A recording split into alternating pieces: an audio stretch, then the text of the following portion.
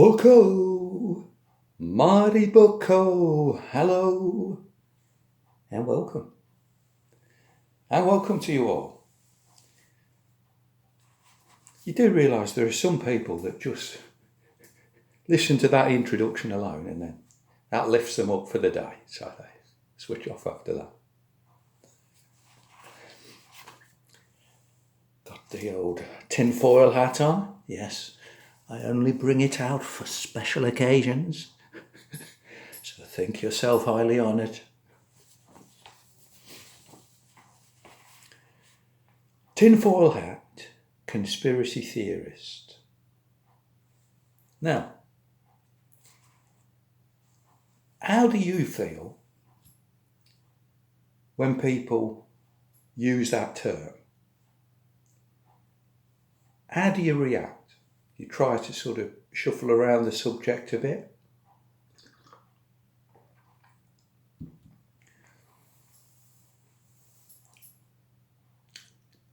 We know that it was coined by the CIA after the Kennedy situation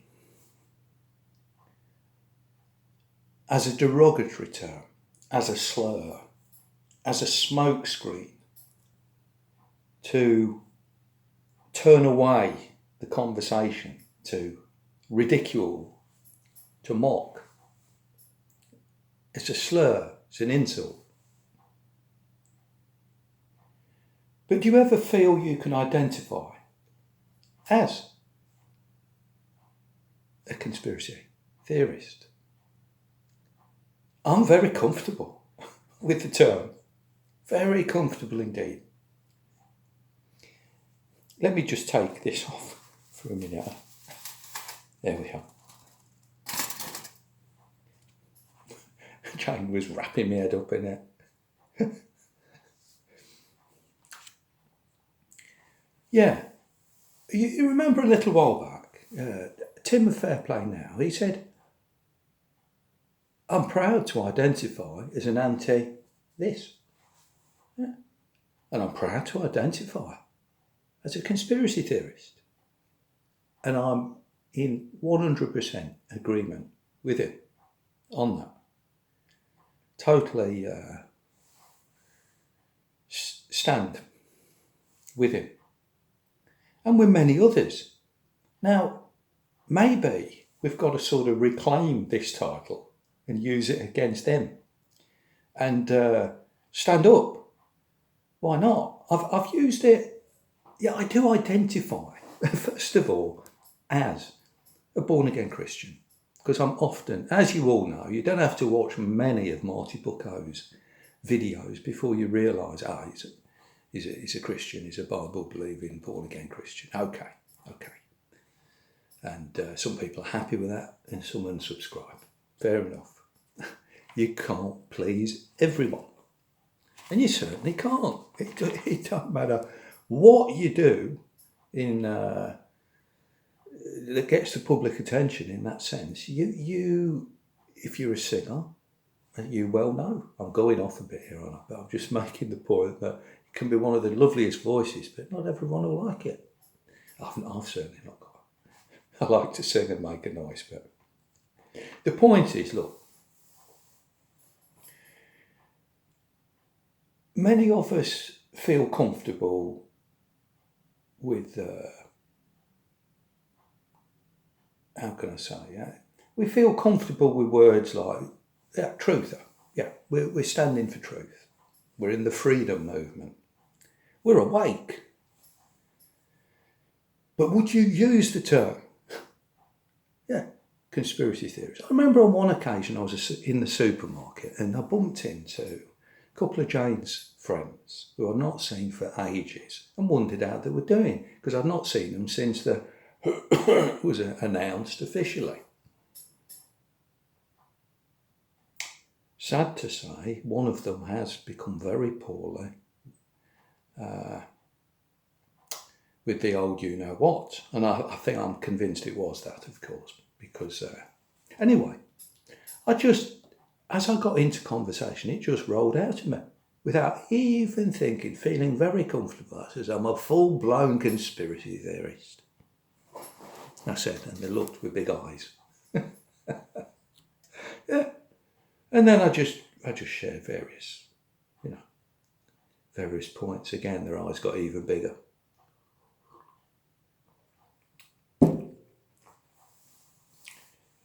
But, so why not? Why not? Because make no bones about it, there is a conspiracy, a major conspiracy. We've lived through the biggest psychological operation in human history on the human race. Now, I've been reading this book here, look.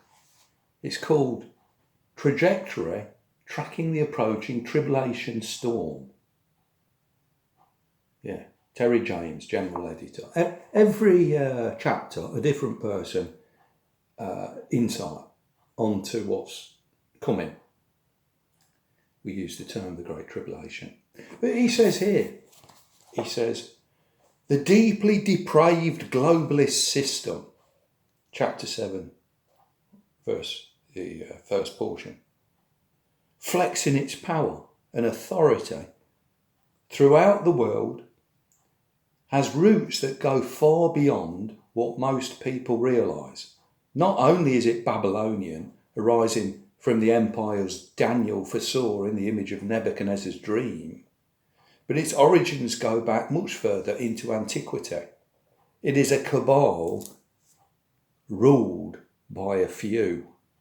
Their goals are intimately linked with hatred of God.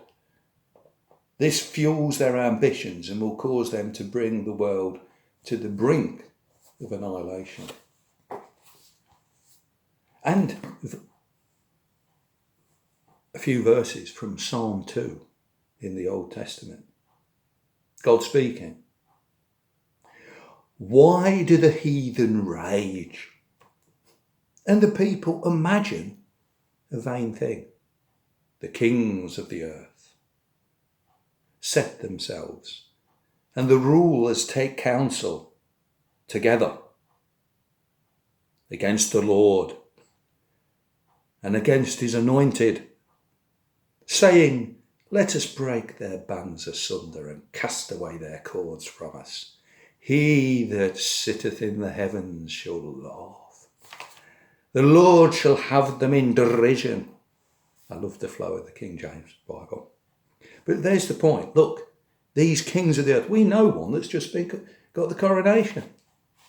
We know of him. We don't know him. He don't mix with the likes of the bookos of this world. The kings of the earth, they've set themselves in council together against the Lord, against his anointed, Jesus, the Messiah, means anointed one. Let's break away there. Let's chuck the Bible in the bin. Mocking. He that sitteth in the heavens shall laugh.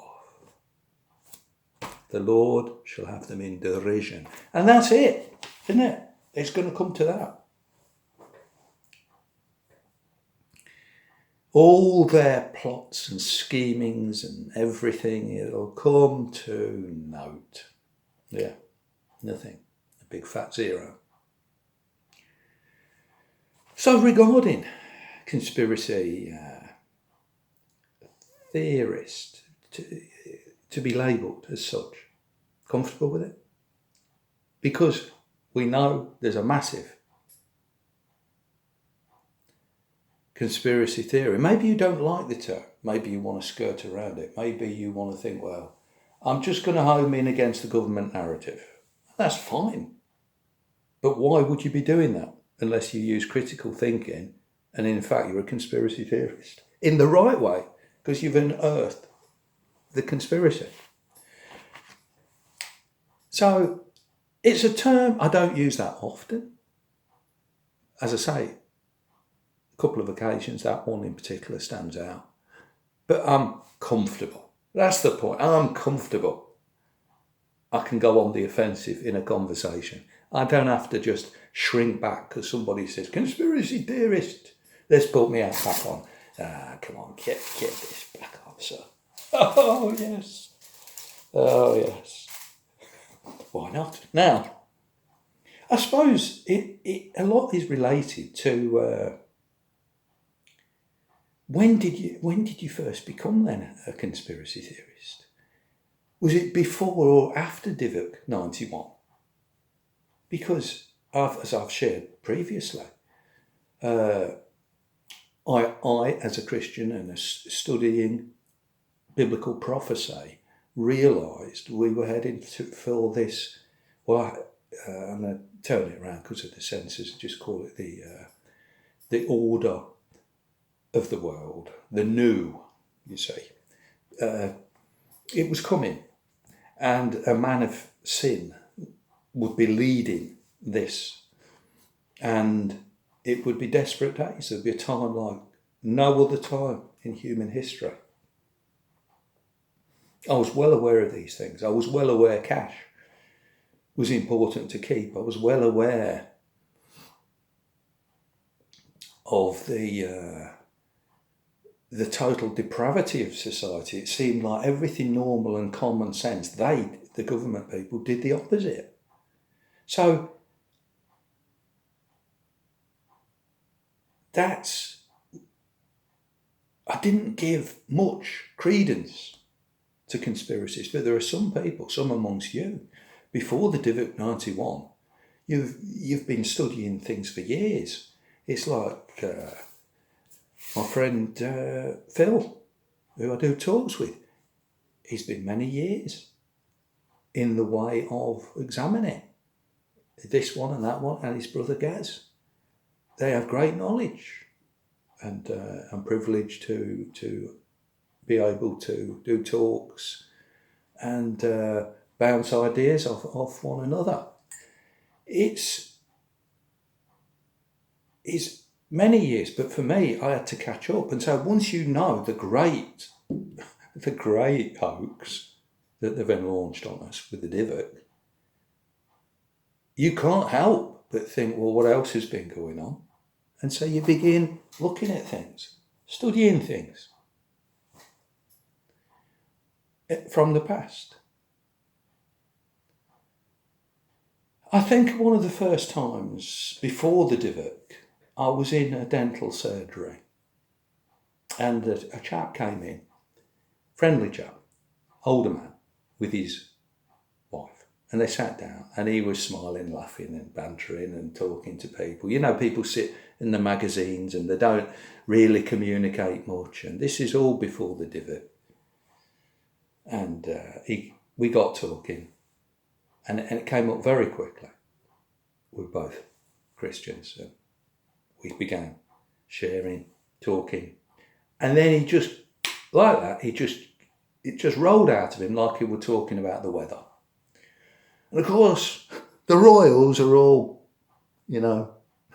into this, that and the other, all the naughty things and evil things. Naughty is too kind a word for them. All that they've been doing and into, and I'm sort of sitting there, and this is all in front of people who's shuffling the magazines. And it sort of caught me a bit on the hop, because I thought, is he, why is he going overboard on this? So, I don't know, is it true, is it not? See, elements of truth, I don't know. He humoured, no. But he was right. He was right. Wasn't he? But he weren't scared to talk, you see. So, all that said, I want to introduce you. You probably have seen this film before, called Conspiracy Theory. Yeah? Made in 1997. Now, don't be put off, because it has Mel Gibson and Julia Roberts. They do a great job. It's a great film. I'd never seen it before, and I was pleased to come across it. Mel Gibson plays Jerry Fletcher, a conspiracy theorist and a taxi driver. So he's always driving along, talking like this to people about different conspiracies that he's been looking at, and he's got a very small mailing list of newsletter he sends out, but something in it is upsets somebody, and then the conspiracies all becoming real around him. Julia Roberts plays Alice Sutton from the Justice Department, and Patrick Stewart as Dr. Jonas, very evil Dr. Jonas, and very interesting on the MK Ultra mind control. Fascinating. There's some things in there that, make him look a little bit silly, but equally there's good stuff that we talk about, and it's worth a viewing. Now, what I'm going to do is try to put a link. Now, I got a hard copy because I just want a hard copy for my collection, but you can watch it free on Odyssey. It's 2 hours and 15 minutes, but you won't be bored. Believe me, you will not be bored. It rolls along very fast and exciting, very well made, and very, in parts, very believable. Yeah. You can see it on Odyssey. I'm going to put the link down below if I can. If that goes wrong for some reason, simply go into Odyssey, put in the search, conspiracy theory, 1997, Mel Gibson, and click on the one that is 2 hours and 15 minutes long, and you can sit and watch it free of charge at your own leisure. And with that, yeah, be seeing you. No. God bless.